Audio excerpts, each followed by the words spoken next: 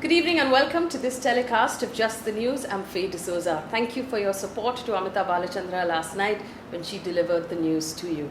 Let's get straight to it. Union Minister Prakash Javadekar has said today that all Indians will be vaccinated against COVID by the end of December this year. In a press conference, Mr. Javadekar said the Health Ministry has a roadmap on the production of 216 crore doses, which would mean that 108 crore Indians would be vaccinated. Javadekar was responding to Congress leader Rahul Gandhi today, who questioned Prime Minister Modi, saying he did not understand COVID at all. Rahul Gandhi also said that vaccines are the only permanent solution for COVID, and he criticized the current pace of the government's vaccine drive, saying it will lead to multiple waves of COVID-19. Javdekar's response was that India is number 2 in the world in speed in vaccination drive. He also told Rahul Gandhi to focus on Congress-run states if he's really concerned about vaccination, because they are wasting their doses. India on Thursday reported 186,000 new COVID cases and 3,660 deaths. Now, both of these numbers have shown a sharp drop, but like I said, there are questions being raised about this data. Delhi Chief Minister Arvind Kejriwal has said that Delhi will begin its unlocking process slowly starting Monday. Kejriwal has said that in the last 24 hours, the positivity rate has been around 1.5%, with only 1,100 new cases being reported in Delhi. This is the time to unlock, lest people escape corona only to die of hunger, he said. Today, there was a meeting of the Disaster Management Authority to avoid losing the advantage gained over the last month. Everyone is of the opinion that we must open slowly, end quote. The Chief Minister also said that this process, the government has to take care of the lowest strata first, which includes daily wagers, labourers, migrant workers who've come to Delhi from far-off areas for their livelihood. Kejriwal has said from Monday, production units will be allowed to function in industrial areas within the confines of manufacturing premises. He has specified that with specified compounds, workers will be allowed to carry out construction activities, he said. According to a report in Live Law, the Bombay High Court today lashed out at the central government for defending defective ventilator manufacturer Jyoti CN and claiming that doctors and paramedics are not properly trained to handle the ventilators. The two-judge bench said the Under Secretary of the Ministry of Health, G.K. Pillai, who filed an affidavit before the court, should avoid a blame game and should have showed sensitivity towards patients. The bench said, and I quote, "We will also appreciate if the Ministry of Health refrains from questioning the reports of medical experts and respects such reports in the larger interest of society, rectifying the said machines." The bench also observed that we find such statements to be demonstrating insensitivity on the part of the Ministry of Health.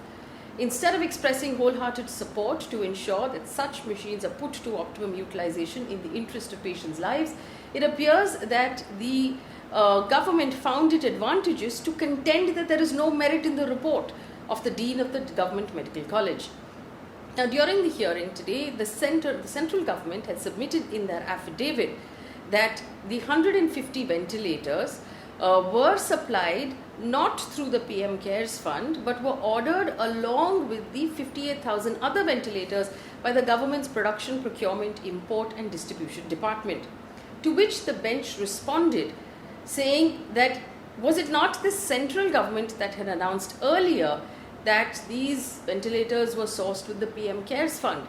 As such, there is a complete denial that these ventilators were supplied through the PM CARES Fund, as earlier announced, the bench observed. The court was informed that out of 150 ventilators that were supposedly sourced through the PM CARES Fund, 113 ventilators put to use at government and private hospitals were found dysfunctional. To which the bench has said the situation regarding dysfunctional ventilators received through the PM CARES Fund is quite serious. Ventilators are believed to be life-saving instruments, and malfunctioning can put lives of patients in danger. The company should not get away with this. This is public exchequer money, the court said, adjourning the hearing to the 28th of May. So there are two very important points here. One, that out of the 150 ventilators that were sourced, it was publicly announced by the government, 113 ventilators are dysfunctional. Secondly, that the court has noted that this is public exchequer money, whereas the government has reiterated through RTI many times that the PM Cares Fund is in fact a private trust and therefore doesn't come under RTI. And the fact that the government of India was defending the company that supplied these ventilators instead of holding that company accountable. And of course, the government has also said that the PM Cares Fund never sourced these ventilators at all. They were in fact sourced by the government of India. Maharashtra's Health Minister Rajesh Tope has said the state government is unlikely to lift the lockdown-like restrictions in the state after the 1st of June, since the COVID positivity rate is still more than 10% in 21 districts of the state of Maharashtra. He also said that relaxation of statewide restrictions in force till the 1st of June to stem the spread of COVID can be given in places where the case positivity is relatively less. Maharashtra has reported 21,273 cases and 887 deaths so far. Dr. Reddy Laboratory and DRDO's 2DG anti-COVID drug will cost 990 rupees per sachet. The company has said that they will provide the drug to central and state governments at a discounted price. The drug was approved for emergency use earlier this month as an adjunct therapy for moderate to severe cases of coronavirus patients. According to a study by the ICMR, which studied about 17,500 people who were COVID positive but developed secondary infections of fungal infections or bacterial infections, the study showed that more than half, 56% of those people, did not make it. The study was conducted from June to August last year, and it indicated that several COVID patients had secondary bacterial and fungal infections during treatment or after the treatment, which led to death in more than half the cases. Details of the study have been released at a time when the country is facing a spike of black fungus cases, although the spike of black fungus cases has happened this year, and this is a study from last year. As of May 22nd, Union Minister Sadanand Gowda has said that India has over 8,848 cases of black fungus, with Gujarat, Maharashtra, Andhra Pradesh being the worst affected states. Well, following the incident in Uttar Pradesh's Siddharth Nagara district, where villagers were given two different vaccines in their 2 doses, Niti Aayog member Dr. V.K. Paul has said adverse effects are unlikely, and if an individual's second COVID vaccine is different from the first. He said this will be looked into. We will have to wait for more scientific understanding, but even if the 2 doses are of 2 different vaccines are given, this should not be cause for concern. Any significant adverse effect is unlikely, but we will need more scrutiny.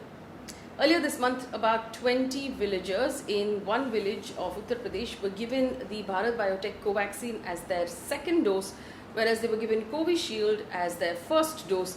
The district medical officer has said that was an oversight and action will be taken. 12-year-old Tia Gupta and her mother have moved Delhi High Court, seeking directions to immediately vaccinate children between the ages of 12 to 17 in Delhi, as well as to prioritize vaccination among parents who have children up to the age of 17 years. In the plea, they have asked for a comprehensive national plan to cover all aspects of their protection from the ill effects of COVID.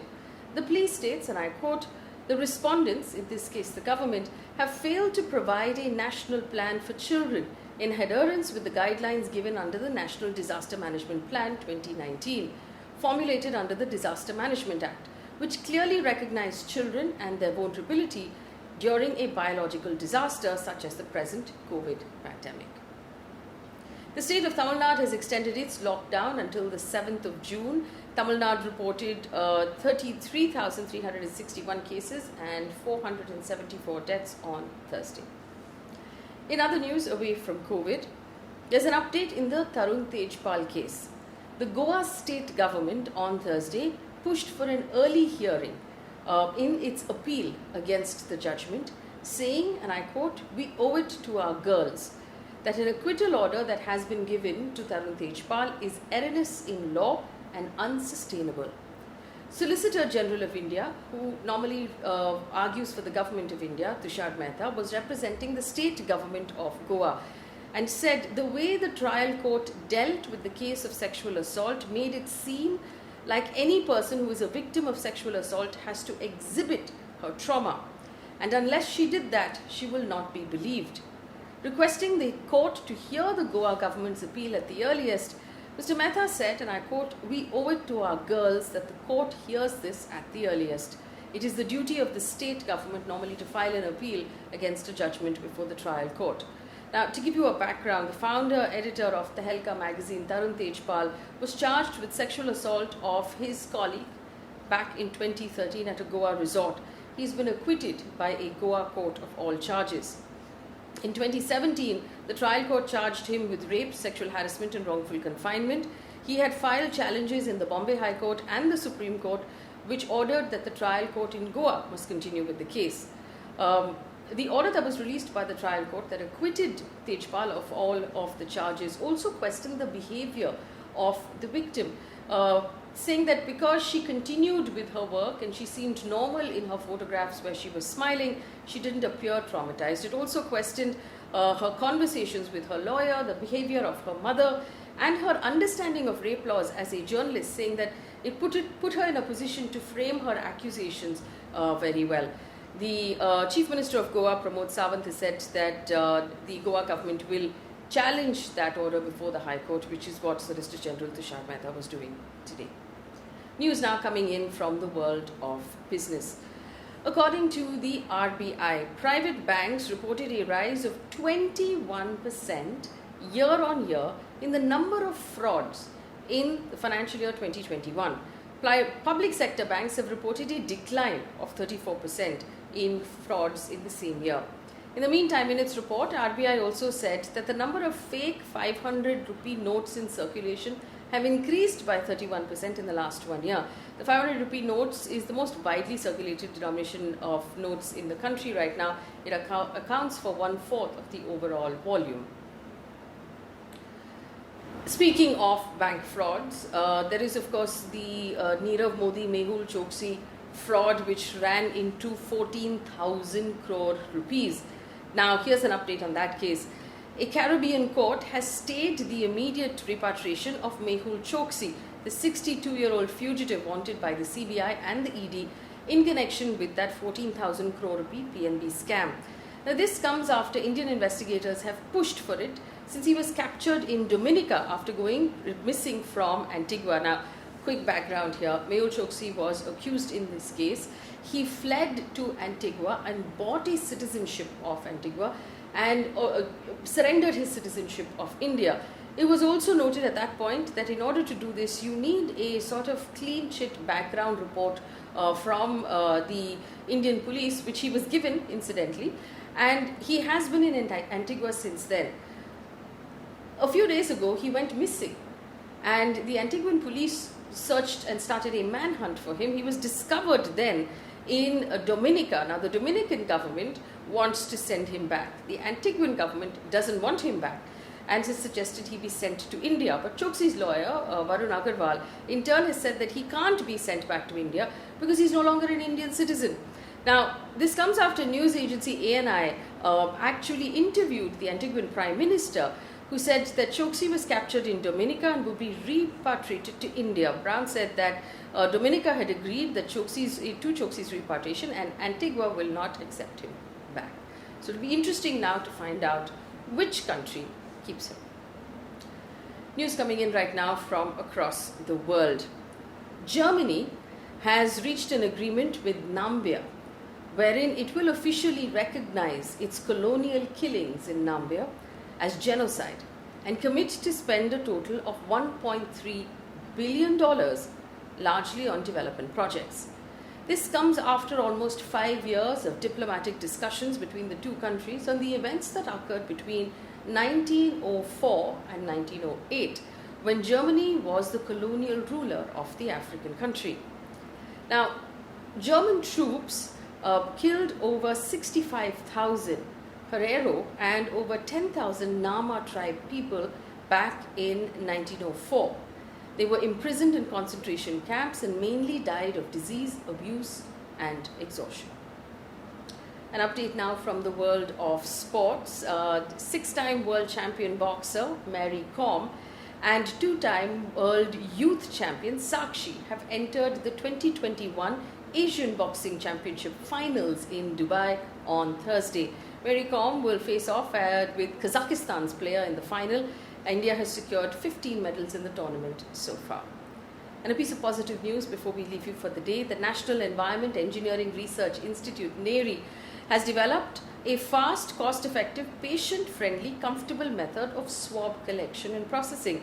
The patient has to gargle a solution, rinse it in a tube.